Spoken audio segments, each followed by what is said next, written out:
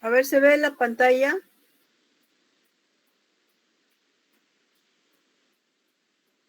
Ya, ya,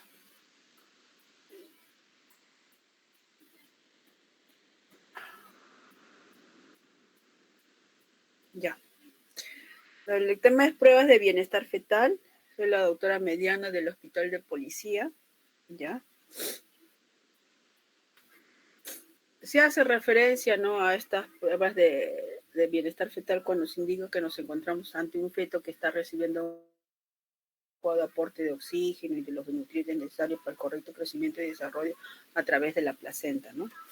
Entonces tenemos un conjunto de procedimientos, técnicas, tanto clínicas, bioquímicas, ecográficas y electrónicas, que tienen como finalidad evaluar la salud fetal durante el embarazo y el parto.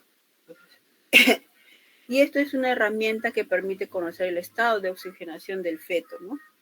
Y esto nos previene el daño cerebral y evitar la muerte, ¿no? La muerte fetal, ¿no? Indicaciones: en forma ideal debería realizarse en todas las gestantes. Para la limitación de recursos en salud nos obliga a actuar solo con factores, paciente gestante con factores de riesgo, ¿no? ¿A partir de qué edad gestacional se hace? Se recomienda el uso a partir de la semana de 26 a 32 semanas de gestación. Lo ideal es a partir de las 32 semanas, ¿no? Objetivos, ¿no? El objetivo que nos dice para tomar estas pruebas de bienestar fetal es disminuir la morbimortalidad perinatal, disminuir el riesgo de lesiones y secuelas de recién nacidos, impedir las intervenciones innecesarias y limitar así la prematurez iatrogénica y el parto quirúrgico, o sea, las cesáreas.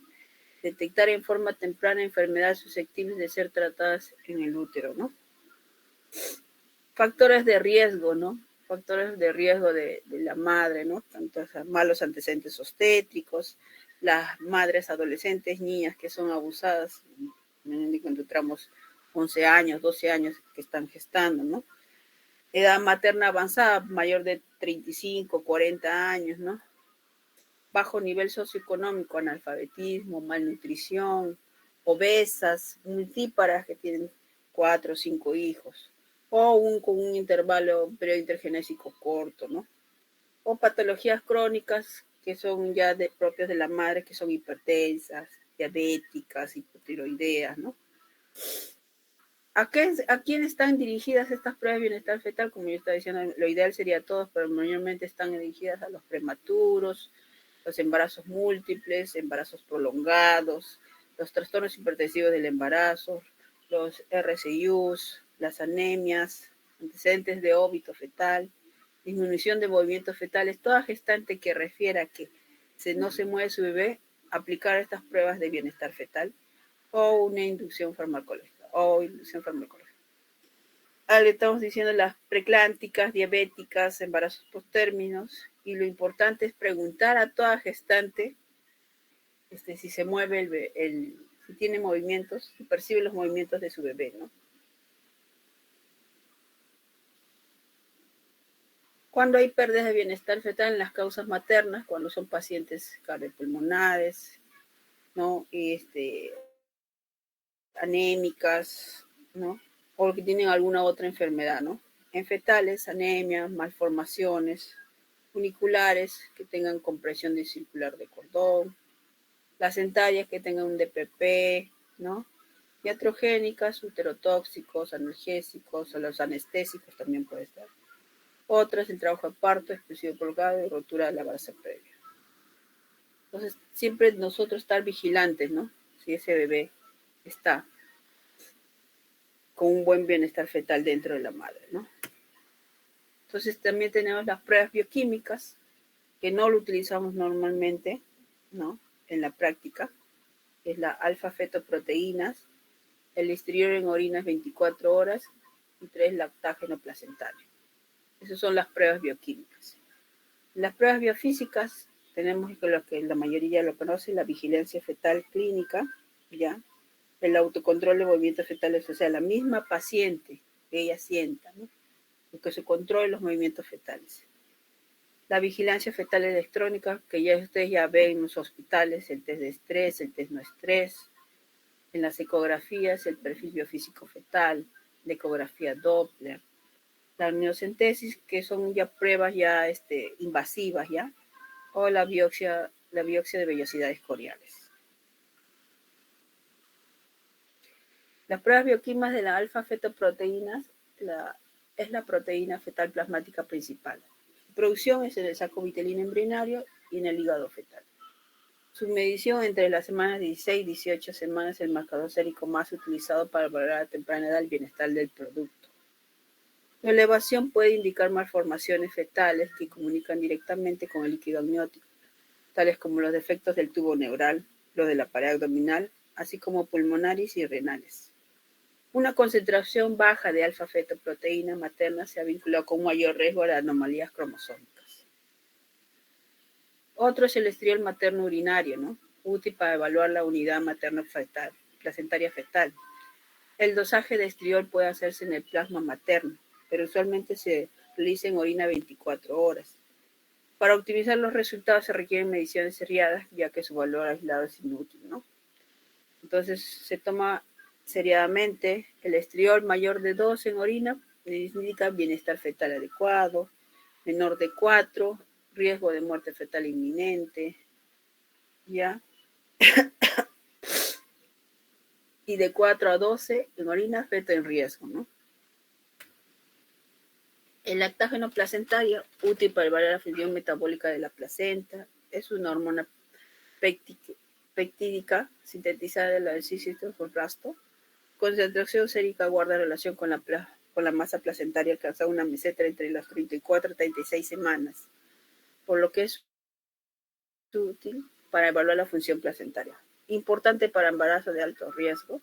Luego de las 32 semanas, valores intrínsecos inferiores a 4 nanogramos por mililitro son de mal pronóstico y se asocia a un 65% de los casos de sufrimiento fetal, ¿no? Esos son los tres pruebas bioquímicas, ¿ya? Ahora lo que vamos a hacer, lo que es el autocontrol de movimientos fetales, es lo que vamos a hacer, lo que es en el control prenatal, decirle a la mamá, ¿no? El registro, ¿no? De los movimientos fetales, que son parte importante, ¿no? Simplemente útil para la vigilancia prenatal. En los embarazos de alto riesgo, la disminución de movimientos fetales se ha relacionado con aumento de la mortalidad perinatal, ¿ya? Hay una restricción de crecimiento uterino, hay parto de urgencia y puede salir el ajar bajo, ¿no?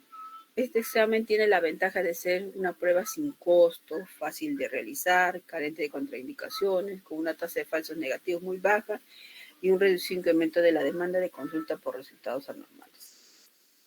A las pacientes con una gestación de bajo riesgo conviene indicárselos la importancia de los movimientos fetales como indicador de bienestar fetal y su estimación subjetiva con la necesidad de cuantificarlos.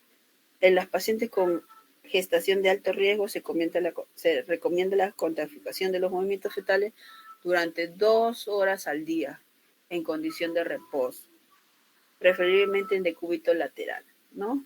Interpretación normal, 6 o más movimientos fetales en 2 horas al día. Entonces, decirle a la paciente que se ponga en reposo y decir si va detectando los movimientos del bebé, ¿no?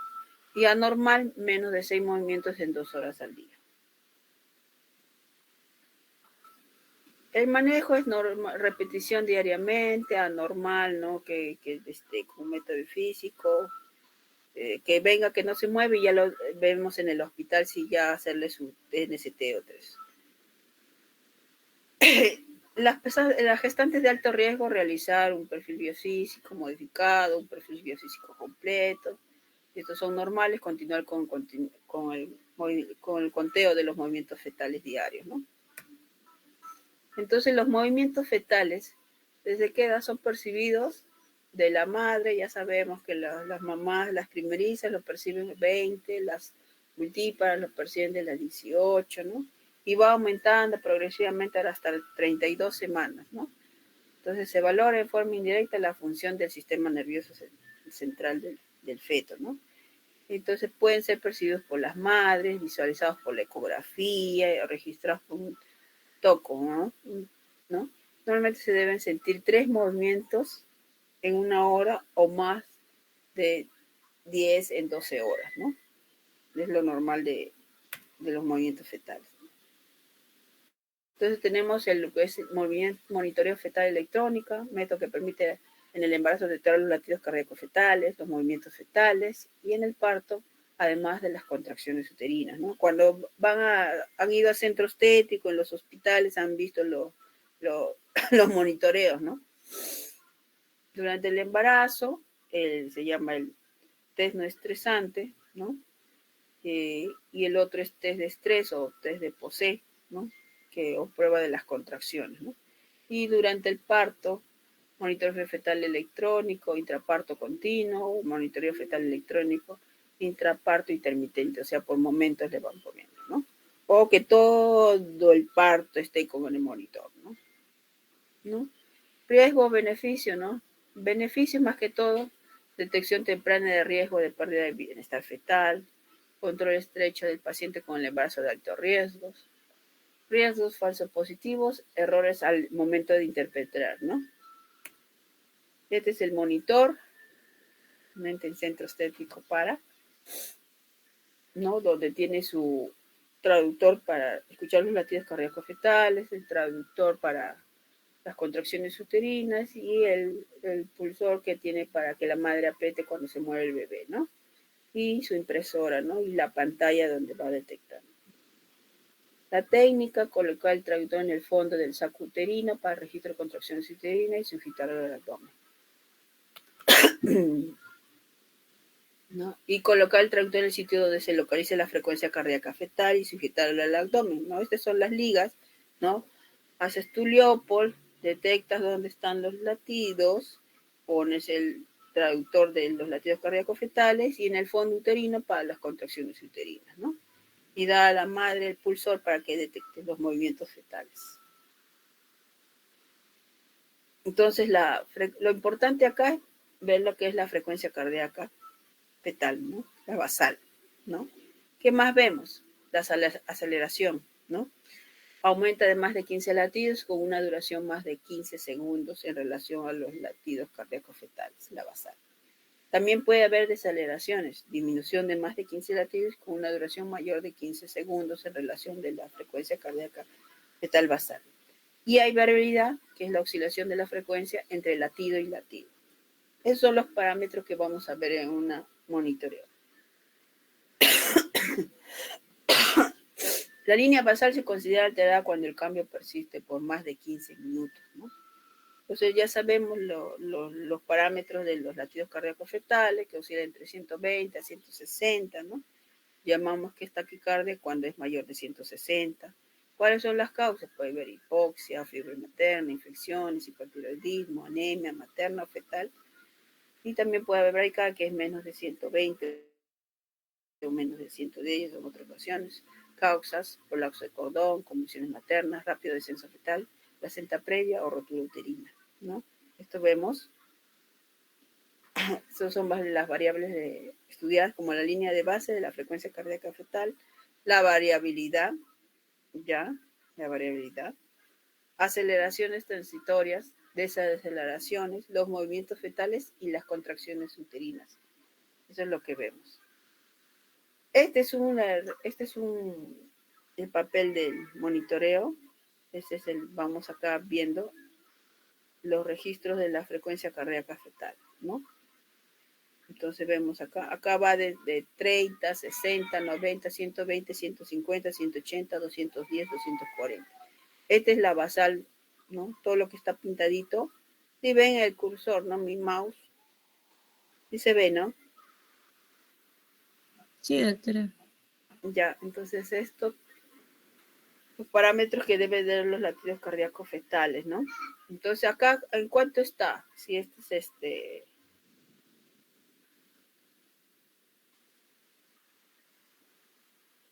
¿en cuánto está la frecuencia cardíaca fetal? Ahí colaboren, por favor.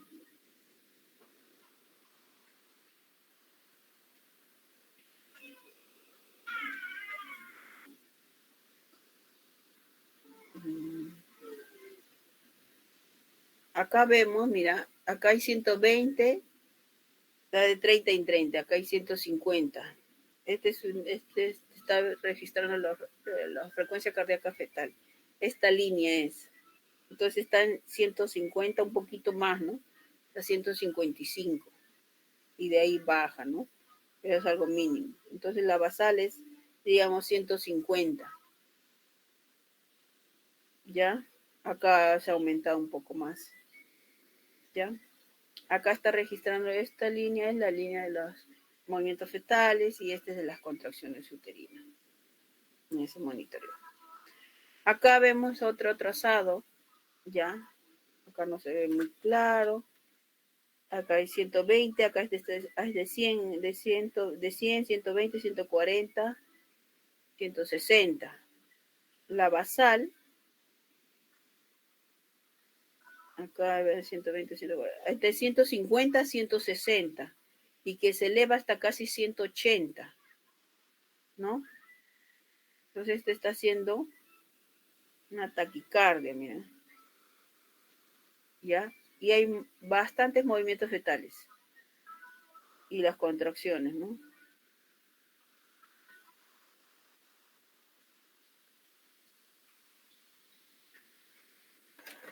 Este es de lo que estamos viendo, de que es la basal, ¿no? Entonces, una basal de 150, ¿no? El registro de la frecuencia cardíaca más constante que aparece en un registro de 10 minutos, excluyendo las aceleraciones y deceleraciones, ¿no? Entonces, acá su frecuencia cardíaca basal será 153, ¿ya? Por mínimo. Entonces, 150 lo podemos poner. La variabilidad. ¿Qué es la variabilidad? Son la fluctuación de la frecuencia cardíaca fetal en un registro de 10 minutos. Son estos.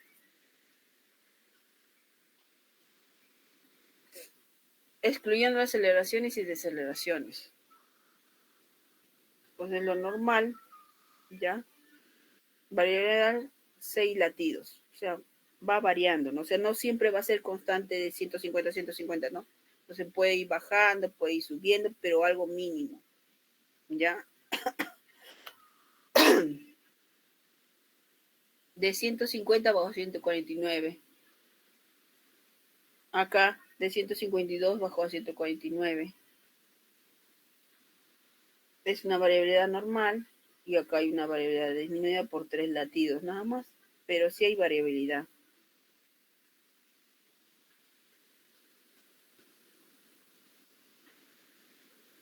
Acá que vemos, ¿qué es esta línea?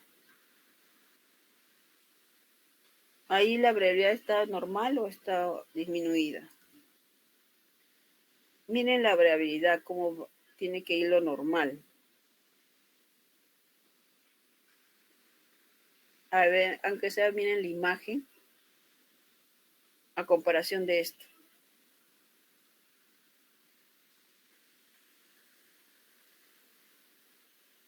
¿Está disminuida, doctora?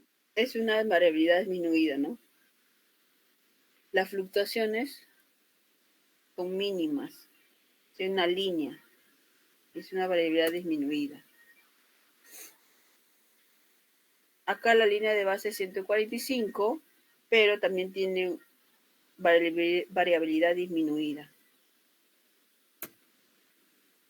Las aceleraciones, ¿no? El aumento abrupto de la frecuencia cardíaca fetal con respecto a la basal, ¿no? De lo que estaba a 150, aceleraciones puede aumentar a 160, 155, ¿no?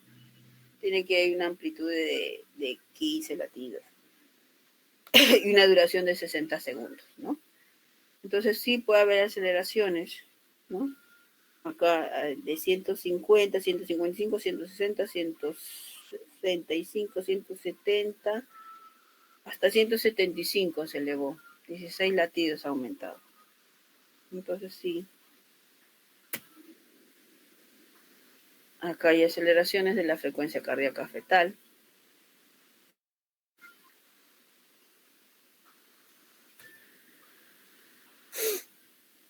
Desaceleraciones, ¿no? Se define como el descenso de la frecuencia cardíaca fetal más de 15 latidos, ¿no? Y duran más de 15 segundos, ¿no?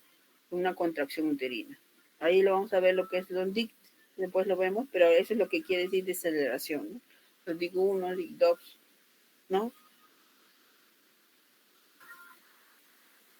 es una deceleración, ¿no? De lo que estaba a 150 en una contracción uterina como ha caído. Caída abrupta de la frecuencia cardíaca fetal con respecto a la basal, no relacionada con la contracción uterina. Deceleración de la frecuencia cardíaca fetal. Cómo va cayendo, ¿no? Entonces acá lo que vamos los dicta, deceleraciones, 3 tipos de caídas de la frecuencia cardíaca fetal. 2 DIC 1 o deceleración temprana, ¿no? DIC 2 o deceleraciones tardías, DIC umbilicales o deceleraciones variables, ¿no?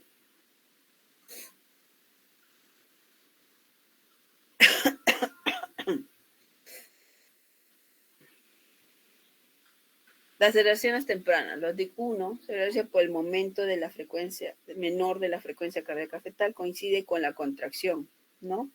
O se produce menos de 20 segundos después si tienen decalaje corto, ¿no? El DIC 1 siempre coincide con la contracción.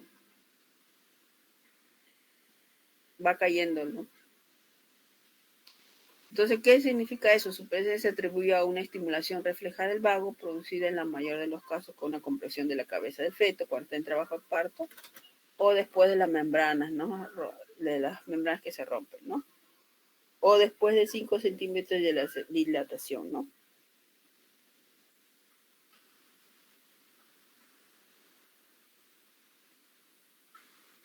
Digo, deceleraciones tardías. DIC 2 de la contracción. O sea, primero es la contracción, de está pasando la contracción y va cayendo los latidos. ¿Ya? Acuérdense de la imagen, ¿no? ¿Eso qué me quiere decir? Corresponde a un descenso de la presión de oxígeno que después de la contracción uterina disminuye, ¿no? Y va cayendo lo que es la contracción. Cuando el feto tiene bajas reservas de oxígeno, la presión de oxígeno próxima del nivel crítico, existe una mayor posibilidad de presentarlo, ¿no? Entonces esto me quiere decir en el dicto que hay un sufrimiento fetal. Entonces pregunte de examen, ¿qué en un monitoreo evidencias un DIC 1? Un DIC 1. ¿Qué es lo que se debe hacer? Alternativas, cesárea, continuar con el trabajo de parto,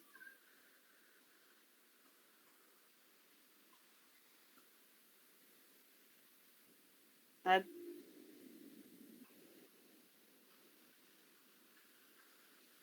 ver quién dice. Tienes en un monitoreo intraparto, se evidencia un DIC 1. ¿Qué es lo que debes hacer? ¿Continuar con el parto o cesárea?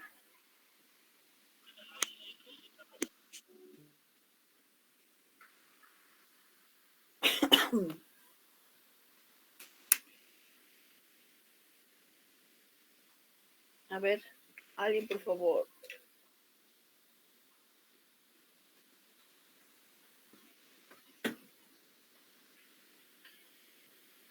Para el tercer examen va a ser casos clínicos, ¿eh? Se continúa con el parto, doctor. Y continúa con el parto, ¿no? Se continúa por el parto. Porque el DIC 2 es sufrimiento fetal. Ahí sí termina la gestación. Y las variables, ¿no? Por oclusión transitoria de los vasos umbilicales por el útero contraído, ¿no? Si la oclusión es menor de 40 segundos, estimulación refleja del vago, ¿no? Pues, si la oclusión es más de 40 segundos, se desarrolla también como, o se le define ya como una hipoxia fetal, o sea, un sufrimiento fetal, ¿no? Y si más si los latidos cardíacos fetales van cayendo, ¿no?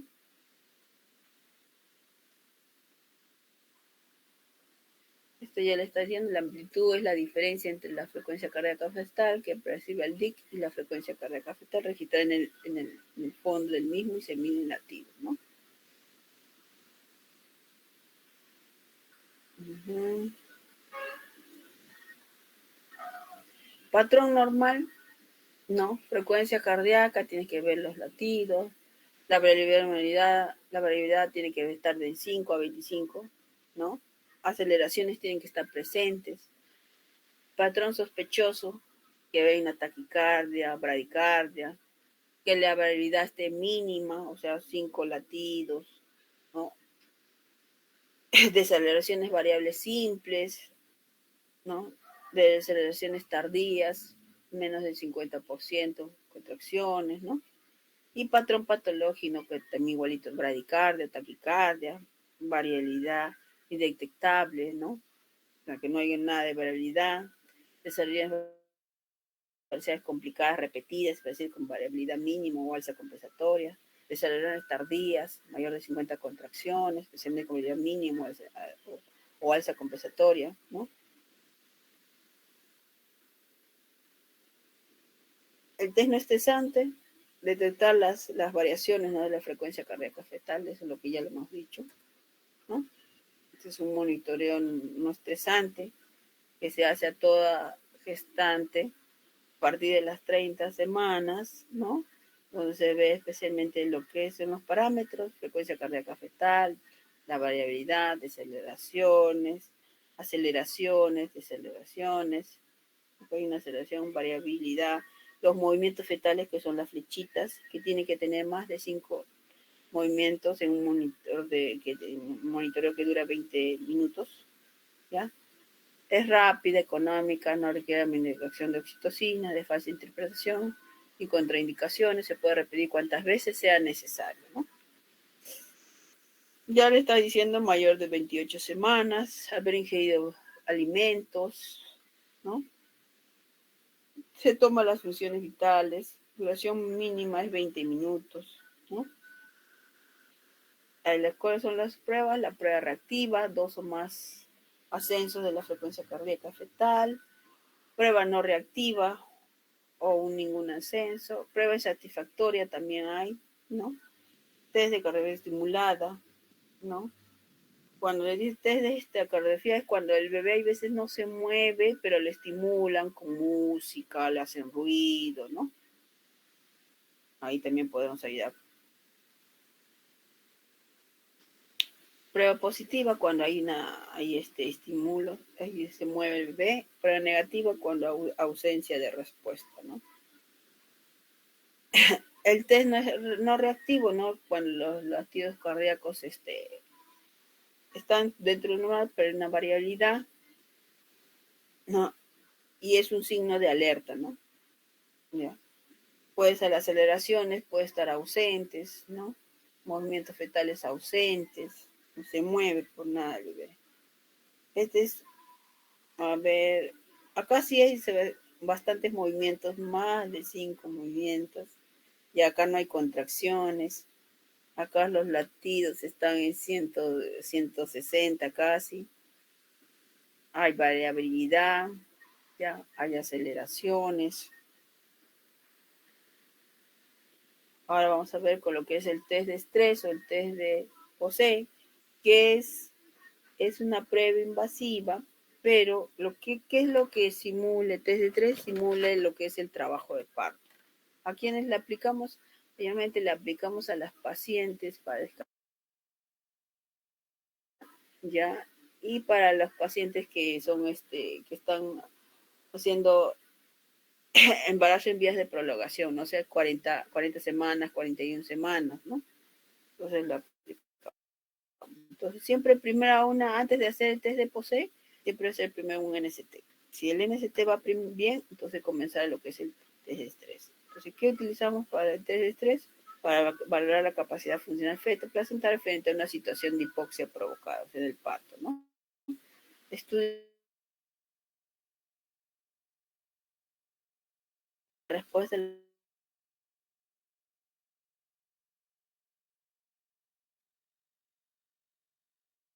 la frecuencia cardíaca, por lo menos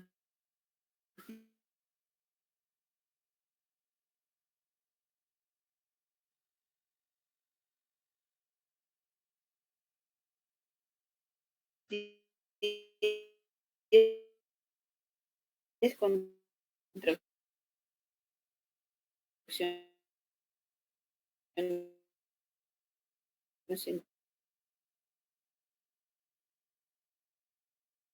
30. Pones tu vía, colocas a la paciente, pones 1 litro de cloruro, pones tu ampolla de oxitocina y comienzas a gotearle, ¿no? Normalmente comienzan con 4 gotas, 8 gotas, ¿no? Y cada 15 minutos vas aumentando el goteo, ¿no? Entonces, hasta que comienza a agarrar un patrón. ¿Cuál es el patrón? Que comienza a agarrar las contracciones uterinas, ¿ya? Y un patrón normal. Entonces, si el patrón normal es adecuada, la reserva placentaria, ¿ya? La disminución será bien tolerada y la frecuencia cardíaca fetal no sufre alteraciones significativas. Es un patrón normal. Pero si hay un patrón que se evidencia DIC2 tardío, la reserva placentaria se agota y la hipoxia provocaría bradicardia o taquicardia, ¿no? Entonces vas aumentando, ahí te vas a dar cuenta cómo va. Entonces ahí tú tienes que ver el monitor, ¿no? Cómo van yendo, si hay buena variabilidad, si hay las contracciones, si hay bradicardia, taquicardia, deceleraciones, ¿no? Ahí vas viendo. Entonces, ¿hasta cuántas gotas puedes llegar hasta un test de estrés? Hasta 60 gotas. Tú, a pesar que vas aumentando el goteo y no tiene contracciones y ya llegas hasta 60 gotas, ahí nomás queda. Ese se llama no satisfactorio, un test de estrés no satisfactorio. Entonces, ahí nomás queda, porque ya no le puedes seguir aumentando más goteo. Entonces, ahí nomás queda y ya dejar a la paciente para otra ocasión, ¿no?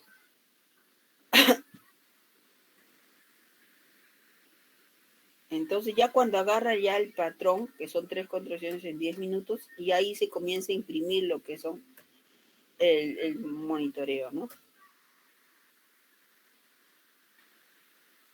La técnica, el paciente no debe estar en ayunas, puede estar en posición semisentada o de cúbito lateral izquierdo. La frecuencia cardíaca fetal se registra con traductor de ultrasonido Doppler, las contracciones uterinas, con toco, ¿no? Cómo va aumentando lo que estaba diciendo. Contraindicaciones absolutas, ¿no? Que tenga una placenta previa, ¿no? Una placenta previa oclusiva no vas a hacerle un test de estrés, ¿no?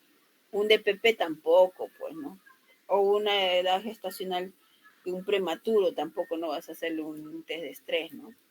Relativas, ¿no? Hay algunos hospitales que a cesáreas anteriores hacen todavía test de estrés, en algunos no, ¿no? Por lo que es la causante de la rotura uterina, ¿no? Pero hay algunos con una sola cesárea pueden hacer. Por eso esa tarea depende del ginecólogo, ¿no? No se hace en relativa, en gestación múltiple tampoco, amenaza de parto, pretérmica tampoco, ¿no? O en la edad de 8 a 30 semanas tampoco. Entonces, desde estrés positivo, presencia de aceleraciones tardías en un 50% más de contracciones uterinas, ¿no? Entonces, los resultados del test de estrés. Test positivo, deceleraciones tardías, un 50% más de contracciones uterinas realizadas. Test negativo, ausencia de lesiones tardías y variedad significada, o sea, está en buen estado. Sospechoso, deceleraciones tardías interminentes, un menos 50% de las contracciones y lesiones variedad significativa. Y satisfactorio cuando no se logra obtener el patrón de contracciones uterinas, menos las 3 contracciones cada 10 minutos, empleando el máximo de oxitocina permitido, que ¿cuánto es? 60 gotas, ¿ya? Entonces, de acá, entonces. A ver, una pregunta, ¿tienes un test de estrés positivo? ¿Continúas el trabajo de parto?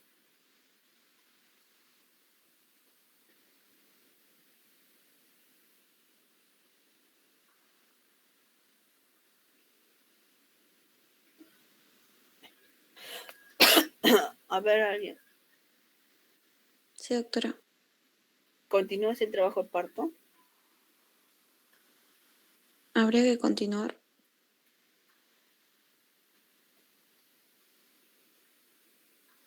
Y a ver, ¿quién dice otra cosa? Test de estrés test de estrés positivo.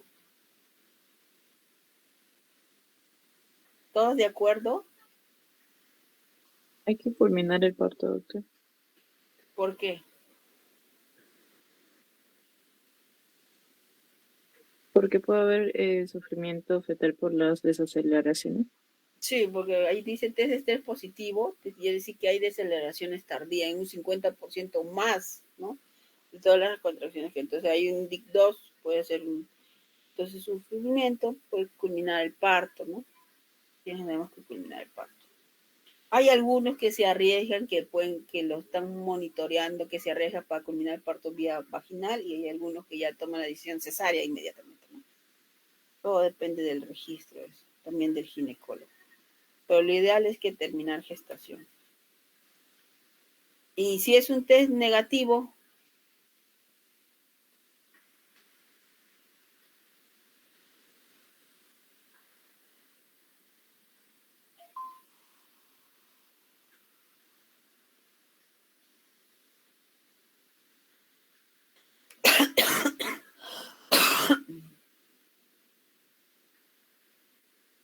si un test negativo quiere decir que está yendo bien, o sea, que ese producto va a soportar, ¿no? Ese estrés del trabajo de parto. Entonces, puedes inducirlo con misoprostol o con citocina, inducir el parto, ¿no? Eso quiere decir que va yendo bien.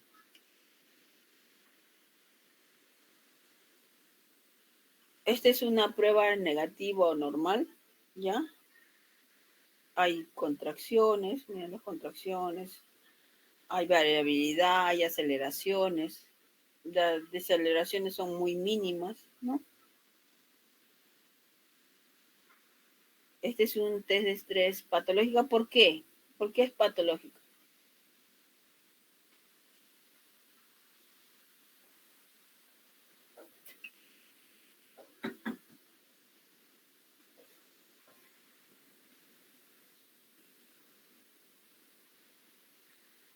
Porque hay DIC2, ¿no? Ahí es un estrés positivo, una prueba posee una prueba de estrés positivo. Este ya es lo... Acá, ¿cuál es lo que te jala más el ojo? Lo que te llama la atención.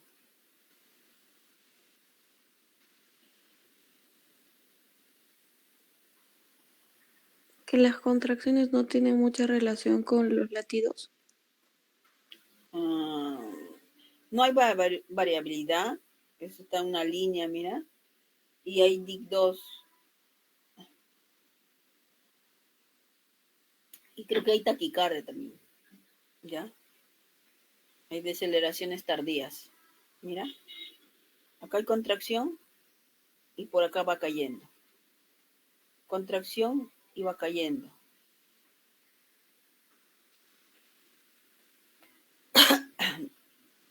Esa es una taquicardia fetal. La variabilidad es casi bien disminuida. Está en 170, creo, es lo que es, ¿no? Entonces, ¿qué hacer con una prueba de estrés negativa? Y sí que tiene un buen bienestar fetal, hay que seguir con la control, ¿no? O pues hasta finalizar la gestación, hasta un feto maduro. Si sale positiva o sospechosa, a repetir 24 horas, o si ya sí sale muy sufrimiento, terminar gestación, ¿no? Y corroborar con otras pruebas, ¿no? Como perfil biofísico, Doppler, o si el feto es prematuro, hacerle otras pruebas, ¿no? El monitoreo fetal intraparto, ¿no? Cuando ya el paciente agarra el trabajo de parto, está monitorizando lo que es todo el trabajo de parto, ¿no? Entonces, como estamos en trabajo de parto, entonces, ¿qué va a haber? Va a haber contracciones, ¿no? Entonces, lo que tenemos que ver si hay también los dignos, si hay variabilidad, si hay taquicardia, bradicardia. Mira, acá qué hay. Acá qué es lo que llama la atención.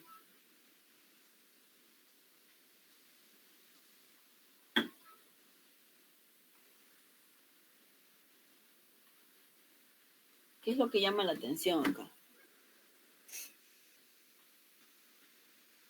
También hay DIP-2, doctora. Las caídas, ¿no? Las caídas, ¿no? De aceleraciones, ¿no? Las caídas de la frecuencia cardíaca fetal, cómo van bajando, ¿no?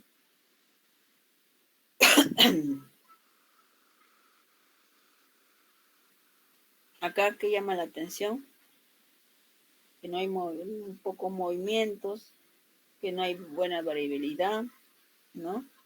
También las caídas, ¿no? Deceleraciones.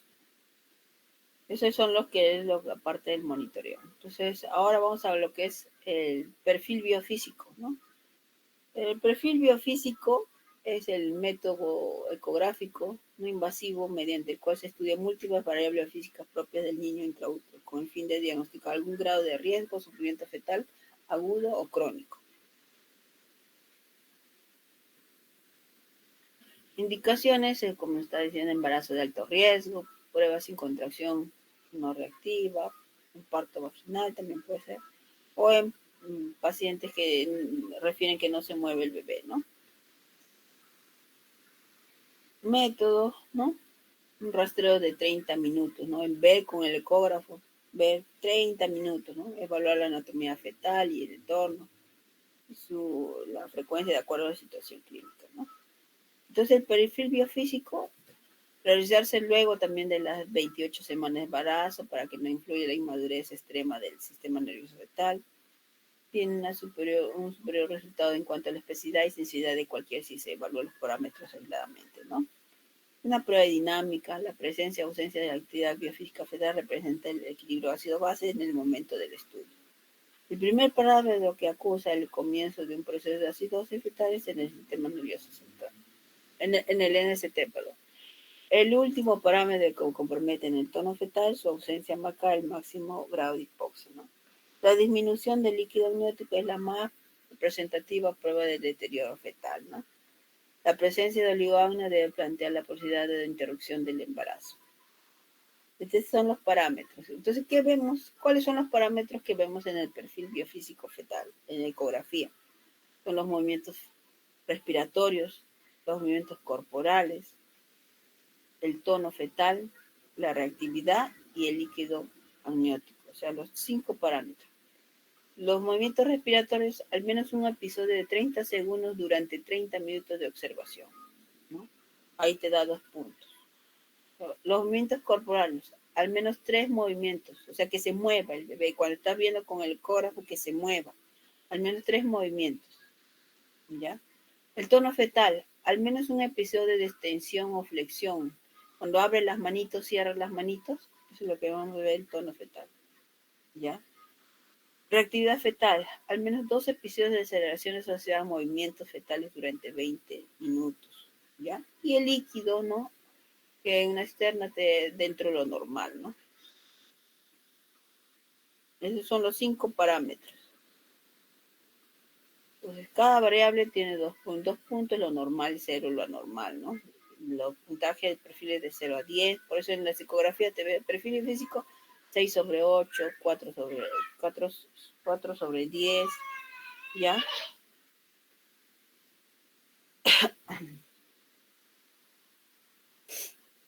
Entonces, vamos viendo. Entonces, lo que de 8 a 10, líquido amniótico normal, poco peligro de asfixia, ¿no? Entonces,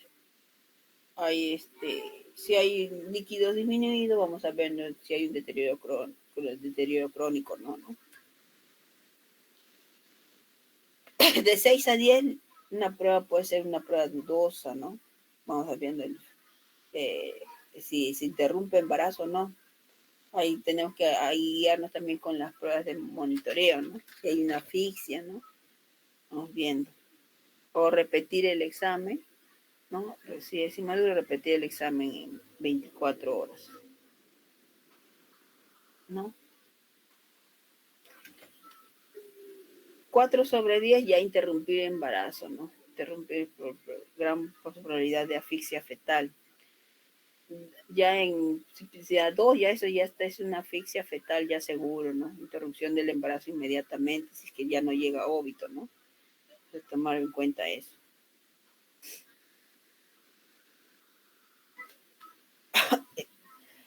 A ver, una pregunta. Si tienes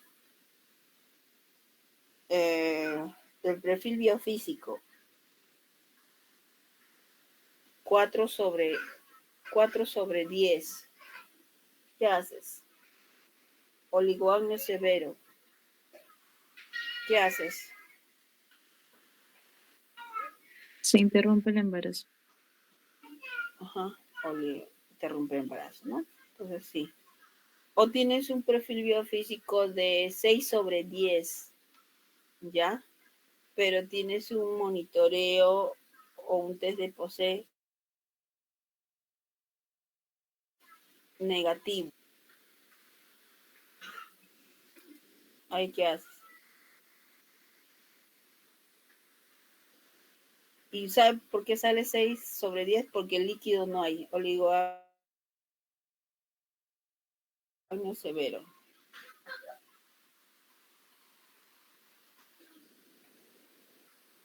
Ahí también interrumpir el embarazo, ¿no? A pesar que se mueve todo, pero tiene poco. En otras pruebas también utilizamos el Doppler, ¿no? La mayoría ya es una tecnología que permite la medición del flujo sanguíneo en la circulación fetal y uteroplacentaria, ¿no? Esto ya lo veo. ¿Cuáles son los índices que nos da lo que es la flujometría Doppler, ¿no? El índice de resistencia, el índice de pulsatilidad, ¿no? Sobre sístole, diástole, ¿no? ¿Y cuáles son las que de las de las de las arterias que vamos a tomar? La arteria umbilical, la arteria cerebral media y la arteria uterina, lo que tomamos, ¿no? Entonces, lo que utilizamos más de la arteria cerebral media, ¿para qué casos utilizamos? Para detectar. Hicieron su teoría de inmunización del embarazo.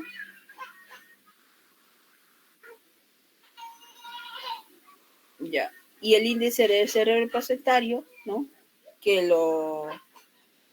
la resistencia cerebral media sobre la resistencia umbilical, eso que nos dice que lo normal es mayor de 1, que en la gestación patológica nos produce una hipoxia, ¿no?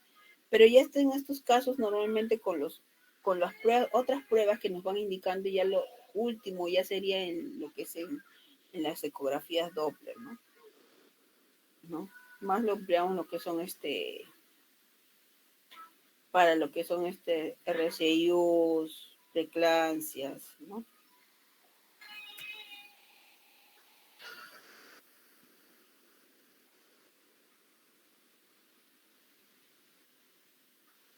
Es un tipo 1 de la arteria umbilical. En una hipoxia crónica como RCIU, preeclampsia o hipertensión crónica, aumenta el flujo cerebral medio mediante una disminución de la resistencia vascular intracraniana.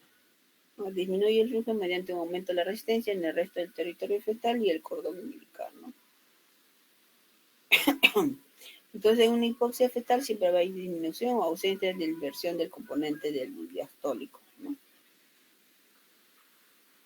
Y las pruebas invasivas, que son las biopsias de vellosidades coriales, que se realizan entre las 9 y 12 semanas para ver si está, ¿no? Se muestra para obtener por vía transcervicales, es con guía ecográfica, ¿no? O la cordocentesis, que es la obtención de una muestra de sangre de cordón, que se puede realizar también a partir de las 19 semanas. No se utiliza actualmente en la práctica, ¿no? O la amnioscopía tampoco, ¿ya? Pero sí se nombra, ¿no? Para que vean que es las pruebas que hacemos de bienestar fetal. Y otro es el... A ver.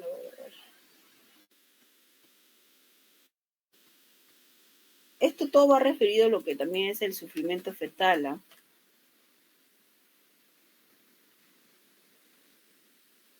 Que es lo mismo, ¿ya?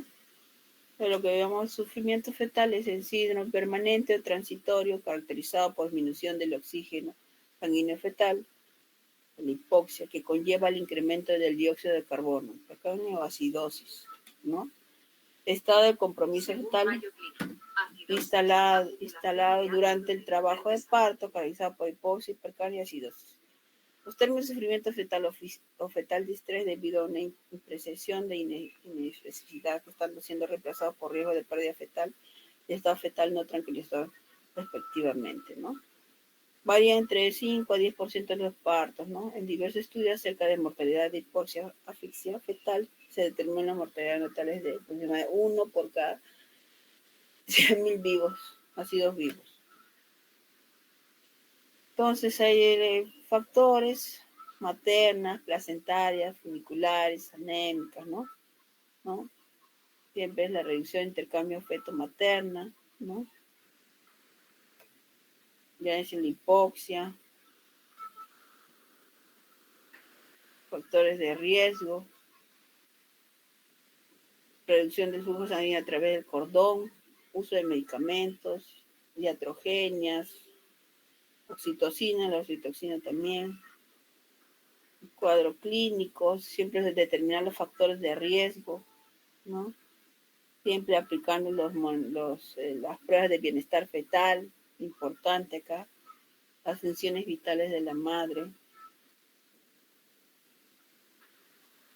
ya, que ve lo que es detectar la taquicardia, bradicardia, ¿no? Si estás en un trabajo de parto, al toque detectas una taquicardia, bradicardia, ya, entonces estamos en el sufrimiento fetal, ¿no? Los DICs, ya es lo que le mencioné, ¿no?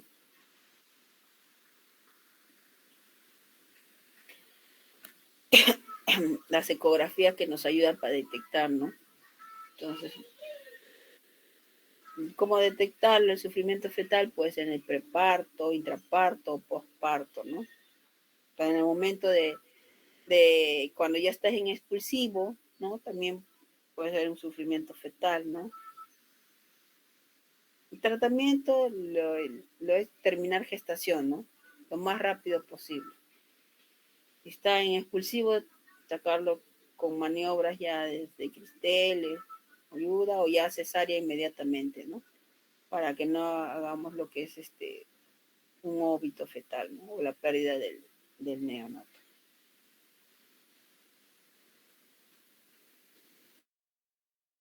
Bueno, chicos, les voy a pasar las diapositivas al grupo.